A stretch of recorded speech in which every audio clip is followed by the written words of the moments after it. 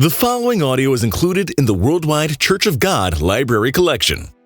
Please visit wwcg-library.com. Is Christ starting a second church? Written by Mr. Herbert W. Armstrong, published in the December 4th, 1978 Good News magazine. How many churches does God have at one and the same time? The dissidents following a man, Ted Armstrong, are now speaking out of both sides of their mouths. They know that God condemns leaving God's church and following a man. So in an effort to take members away from God's church, actually 3 false claims are being spread. Number 1, they are spreading the lie that Ted Armstrong is only doing the same thing his father did, falsely claiming I left the Sardis church to pull away their members and go start a church of my own. The long article recently appearing on How the Worldwide Church of God Came into Being, Good News, November 6, ought to nail that lie. A. I did not leave them, for I have never been a member of them. B. I continued working alternately with their 2 main divisions, Stanberry, Missouri, and Salem, West Virginia. I was still working with them in 1945, 12 years after the present Philadelphia era came into being, 1933. Note that in this, he concedes the 7 churches of Revelation 2 and 3 were consecutive eras, as well as 7 continuous conditions in the one church. Number 2. Again, they admit the successive eras depicted in Revelation 2 and 3, claiming that my son is now starting the Laodicean era of the church. But God does not start his church or any era of it by one disfellowship for causing division, sowing the seeds of discord among brethren, and then attacking God's church and trying to draw away its members after him on pretext of being a church, when those few are only following a man.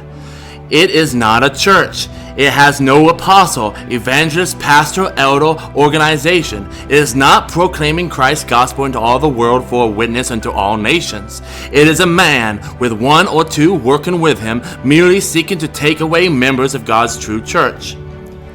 Number 3. Then they speak out of the other side of their mouths. I am grieved to say, this time they say Revelation 2 and 3 do not portray 7 successive stages or eras of the one true church.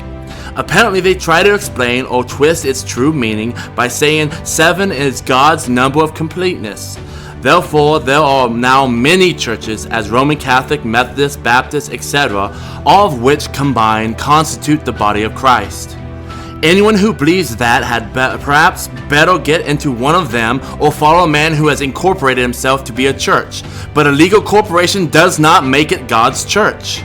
It might be interesting at this point to explain the total difference between what Ted is now doing and what his father did in 1930. He has incorporated under civil law under a church's name as a starter. This was done to try to draw away members from the true church to follow him. The Oregon Conference.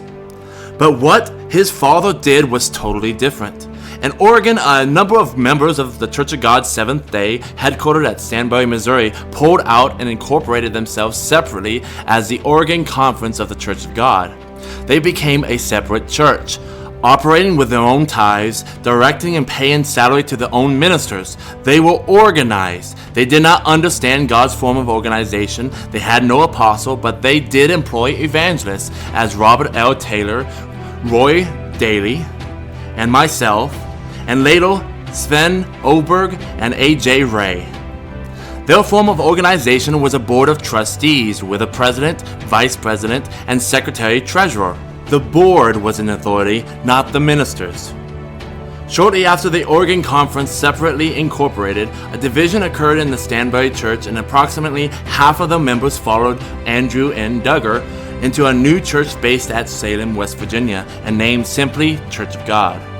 In August of 1933, I renounced the salary from the Oregon Conference, but did not leave the fellowship. In fact, later that August, a new church was established at Gene's Schoolhouse, 12 miles west of Eugene, all but one family, my own new converts, and that my family not attached to either Sardis group.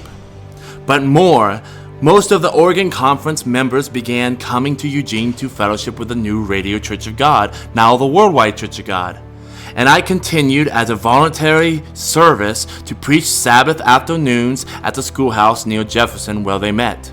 I never sought to pull away any of their members. They were enamored with the new Salem-based church, and a little later, not now sure of the date, probably 1934, while the Radio Church of God was on the air and the Plain Truth being published, they abandoned their Oregon Conference and went in with Salem. Parent church grows.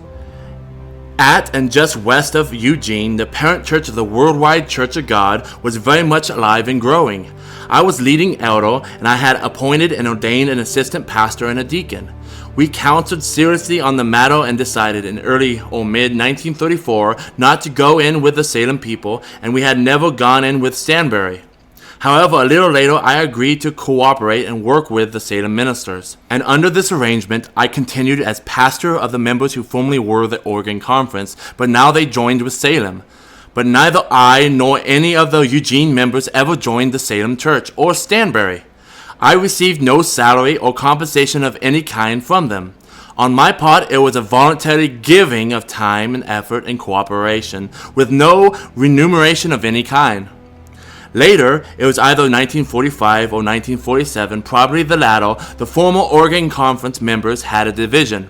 I had ordained 2 elders and 2 deacons in their local church near Jefferson, which I pastored. Half of them, including 1 elder, a Mr. Davidson and a Mr. Hennion, refused to meet with them further, though I urged them to remain with the Salem people.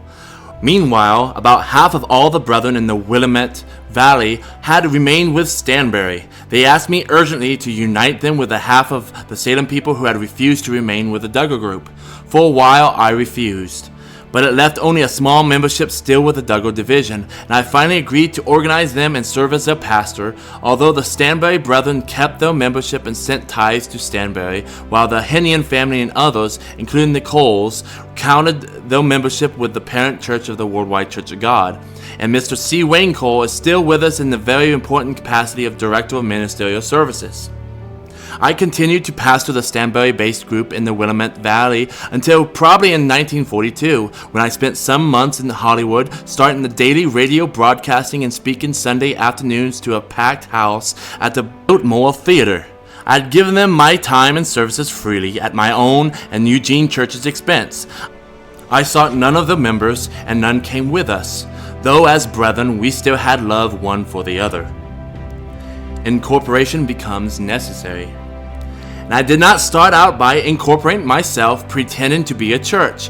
We, in the growing Church of God, then Eugene-based, finally had grown to a size where incorporation became a necessity. In no way is Garner Ted doing as his father did, and any claim that he is a point-blank lie resorted to deceive God's people and present reprehensible things Garner Ted is now doing in a good light. It is Satan who tries to make us believe that wrong is right. But now what about the 7 churches of Revelation 2 and 3? I have always said and still affirm that these 7 messages to the 7 churches are picturing in advance the 7 conditions to be found in the one continuing true church. But with the Ephesian condition dominant during the first era or years of time, the Smyrna condition becoming dominant in the next period of time, and so on, with the Laodicean condition outstanding in the same true church at about the time of the Great Tribulation and climaxing with Christ's second coming. To expound that fully requires more space than I have here. It will be covered later. But the crux of the whole matter is simply this. Where in all this effort at persuading God's people to follow Garner Ted Armstrong, a man disfellowshipped, who did and is continuing now from without to sow the seeds of discord among brethren, and all their arguments, where is God? Where is Jesus Christ, living head of the church? One thing I can say definitely and with authority, God and our head, Jesus Christ, have not left God's one and only true church. These dissidents are looking at men. They are leaving God out of their thinking. For 44 years, the living Jesus Christ has been heading, leading, guiding, and blessing God's one and only true church. He has not forsaken it. He is not in any effort to pull members out from God's church where Christ is working. He is not following Garner Ted Armstrong, who resorted to a conspiracy to water down God's truth, to secularize God's church and college, to literally put God and Christ out of the college and church. He is not, will you? Some were leaving Jesus when here in the human flesh, John 6 verse 66. Many of his disciples went back and walked no more with him. Would you have been one of them? Thank you for listening to this audio file from the Worldwide Church of God Library Collection. Please visit wwcg-library.com